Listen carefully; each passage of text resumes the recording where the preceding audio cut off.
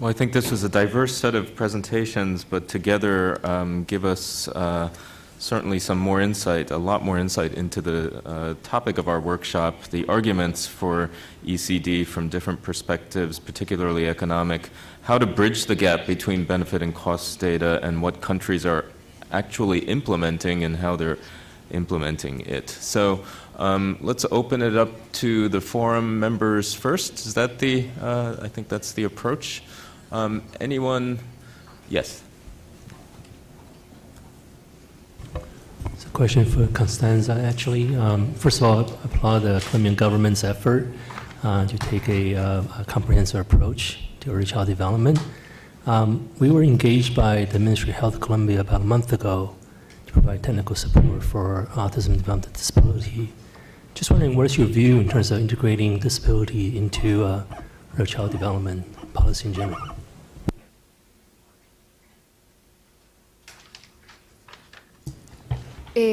Con respecto a los temas de discapacidad, dos elementos fundamentales. El primero, la implementación de la política desde una perspectiva de inclusión social. Hoy logramos transitar ya muchas de las modalidades de atención para que desde el comienzo se incluyeran aspectos que facilitaran el trabajo con población con discapacidad. En este momento, cerca de 9 municipios en el país ya tienen incorporada una política que implica trabajo con familia, trabajo con alcaldías, generación de recursos en torno a capacidades, digamos, generación de capacidades en los territorios, que ha sido como fundamental. Y el segundo elemento lo ha retomado salud y tiene que ver con el tema preventivo. El porcentaje, hay un porcentaje muy alto de discapacidad en el país que se genera por causas que son prevenibles y muchas de ellas por información, inclusive en el periodo de gestación. Entonces el sector salud inició un proceso de revisión de protocolos, de guías, pero principalmente de cualificación de atenciones para que todos aquellos factores de riesgo que tienen que ver con desde suministro de micronutrientes, prevención de discapacidad por anomalías, temas de tubo neural, temas de respiración al nacer, temas de parto natural, empezaran a incluirse con mucho más énfasis en los 1000 primeros días. Entonces son como las dos acciones, una para trabajar con la población que ya presente y otra en un tema preventivo muy fuerte, que es donde mayor énfasis estamos haciendo en este momento. Zulfi? Thank you. I mean, I had a question for Quentin. I mean, I thought it was a very nice presentation. It's good to see the bank moving at this pace and in this integrated manner. I want to ask about the key interventions, which obviously are critical, WISH 25, and how do they relate to everything else that's in this space. So the last year has seen around many of these areas a number of global action plans that have looked at evidence-based interventions. So I was surprised to see, and I would like your comment on a couple of those. So growth monitoring and promotion has had at least 4 systematic reviews in the last decade. None of them showing an impact of certainly growth monitoring, which is principally what the programs have been out there. Now, ideally, if you have growth monitoring with promotion, you might see something, but it still appears to me as a much more faith-based as opposed to evidence-based recommendation. And the same relates to seeing iron, folic acid, and surprisingly also iron, folic acid, and multiple micronutrients in pregnancy. So I just wanted to ask you, Quentin, about the process at the bank of looking at some of this evidence and if there is crosstalk between other groups that have collated and generated some of this evidence in parallel.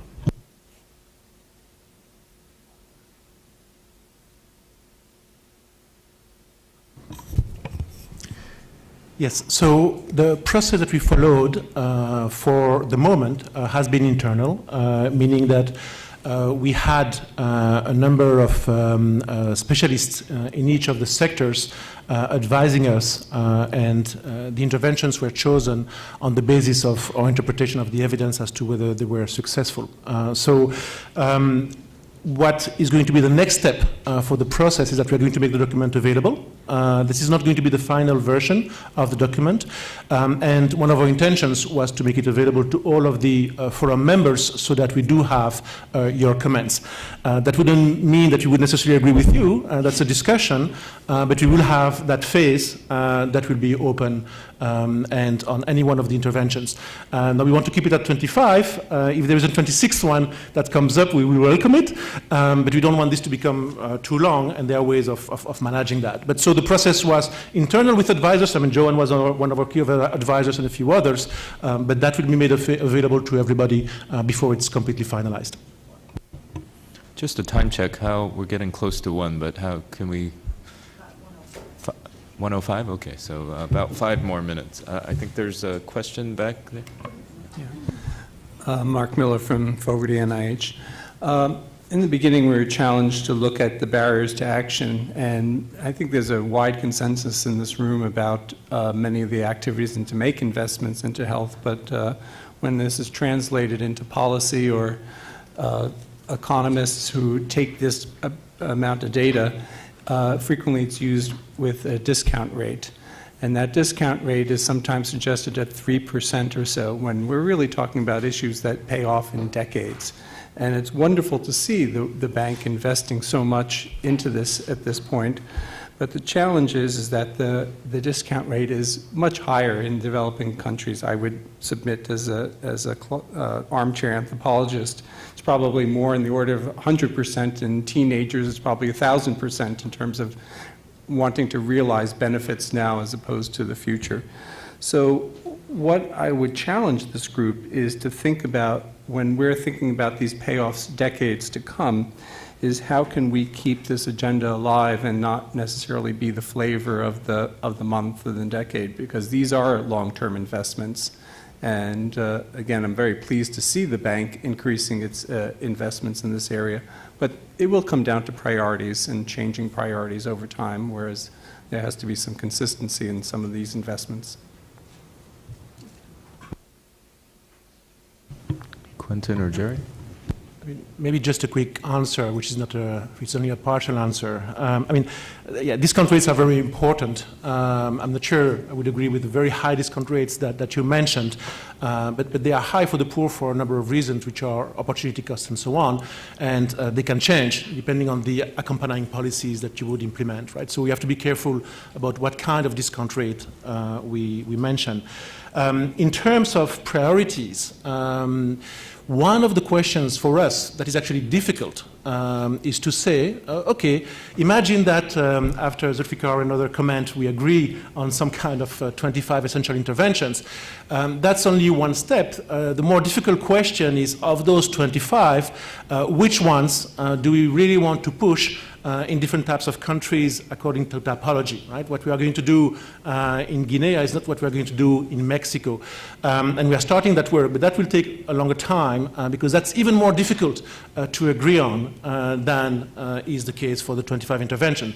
Now, in practice, though, in the way we are working with the governments, is that when we do an ECD intervention, it is both because we suggest it, but also because the government demands it, and what is actually feasible at a certain point in time in a country. And some of those discussions that might sound from an academic point of view absolutely essential become actually less essential when you go down to that practicality, right? But there's a lot of additional work that needs to be done in terms of this issue of prioritization, and we and others are trying to do that.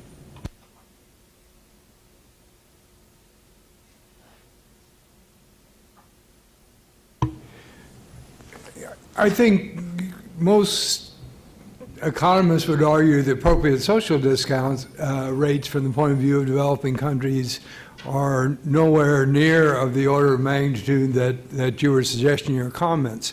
It may be there are individuals there who are very impatient, and if you can't give it to me today, then forget it. It also is the case in developing as well as developed economies that you get attention with political systems where those in political power feel they have to, or they want to, in order to continue their political power, be able to demonstrate results fairly quickly.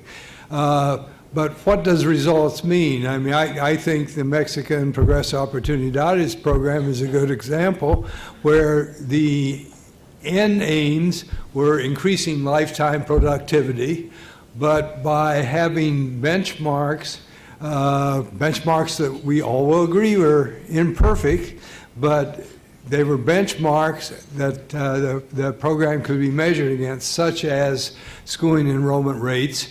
The program was able to demonstrate with serious, okay, I say serious evaluation, I was involved, he was involved, but what I perceived was serious evaluation was able to be persuasive politically to the Mexican Parliament that this was a sensible program, it should be continued. And when there was a historic change of government from a party that ruled for 60 years, longer than any other government in the world, I think, to a new one. And every other time the government changed in Mexico, it was always throw the rascals out, forget all those old programs, we're going to do the new things, the right things. The new government was persuaded to accept a very minor, modified version of the program because there was serious evaluation based upon earlier life benchmarks than waiting until those kids became 72 or 74. One more. We have time for one more question in the back. Yeah. Yes, thank you. My question is actually for Quentin about the process also. I mean, it's great to see the increased funding and interest. I'm just wondering, whether the funding requires also some commitment in the country level, which I guess is important for long term. I saw one of your questions or indicators was about whether countries pay for their own vaccines, EPI vaccines, and from the Gavi word, as you know, I mean, that's the Gavi co-financing has kind of like enabled that long-term commitment from countries. So I was just curious about that.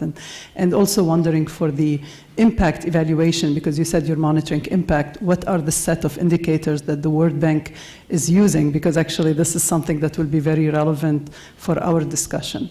And if there is time, I would like, from Constanza, I'm sorry if I missed it in the translation, but I'm just curious, how did the whole thing start? We keep talking about political will. Was it, like from the government, or was there like a lobby or advocacy group in the country that pushed for that? Thank you. So, very, very quick response. Most of these projects related to ECD have funding from the bank and have funding from the government. Sometimes the bank will provide most of the funding for the typically poorer countries. In some of the less poor countries, in some projects, the government actually provides the majority of the funding. So yes, there is a substantial counterpart funding as well as policy commitment on the side of the governments, and this is of course done in full agreement.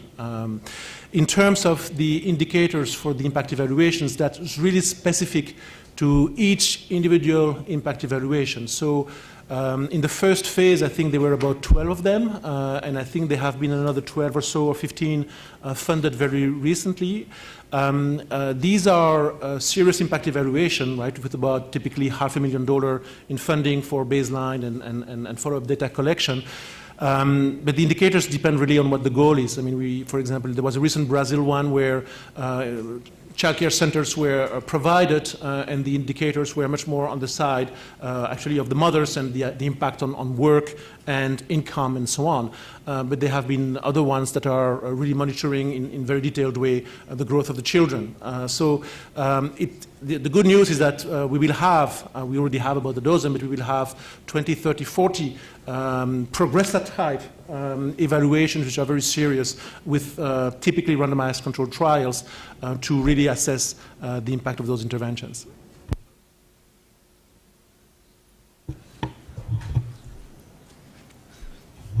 Bueno, la respuesta es que no es solamente un tema de voluntad política. La voluntad política es un factor importante, pero yo resumo como 4 aspectos importantes para el caso colombiano. Primero, unos antecedentes de trabajo muy fuertes en temas de primera infancia, desde la academia, desde la sociedad civil, pero también desde iniciativas de gobierno, pero claramente atomizadas y claramente sectoriales. Digamos que era fue como el diagnóstico y el momento en el que nos encontramos cuando iniciamos el proceso. El segundo es que en Colombia, durante algunos momentos, la participación de la sociedad civil ha sido un ejercicio y un puente muy importante en el cambio de momentos gubernamentales. Entonces hay ideas y hay procesos que han logrado mantenerse y que vienen, digamos, en un ejercicio de perdurabilidad en el tiempo, como son procesos relacionados con la atención a niños en educación inicial y el debate, por ejemplo, por lo pedagógico. Particularmente, ahí se ha tenido un acompañamiento importante de la sociedad civil. Pero el tercer elemento es que la voluntad política y los recursos se plasmaron en un plan de desarrollo. El alcance que se tiene en ese plan de desarrollo es por atención, se propone atender 1.200.000 niños y niñas en primera infancia en condición de vulneración. Pero se dio la posibilidad de crear un muy buen equipo técnico desde los miembros, digamos, los técnicos de las entidades, y logramos venderle al gobierno otra idea y decir, pues si tenemos este momento histórico importante, una gran inversión de recursos para los temas de primera infancia, voluntad política y conocimiento y antecedentes, no dejemos esto solamente como una atención a la población, porque se nos convierte fácilmente en una acción de gobierno, sino que convirtámosla en un marco de política pública y logremos ese ejercicio de transición. Y ahorita que estamos en cierre de gobierno, digamos, es el reto que tenemos ahorita, y es generarle mecanismos de sostenibilidad, pero sí vale la pena reconocer que fueron varios factores que influyeron en ese paso y en la propuesta que hoy se tiene en Colombia. Wonderful. Let's thank the panel for their fabulous input. And we need some direction for lunch.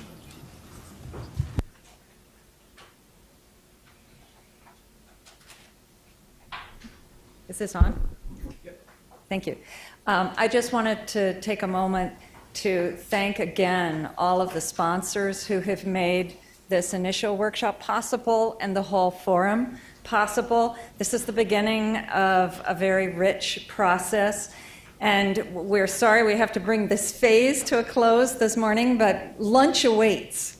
And we hope you will continue your conversations over lunch. Forum members are requested to go in through the boardroom exit here to get your lunch, and then we will reassemble here as quickly as we can because we have forum business to do. And everyone else, we invite you to take your things and go have some lunch and enjoy the rest of this lunch hour. Thank you so much.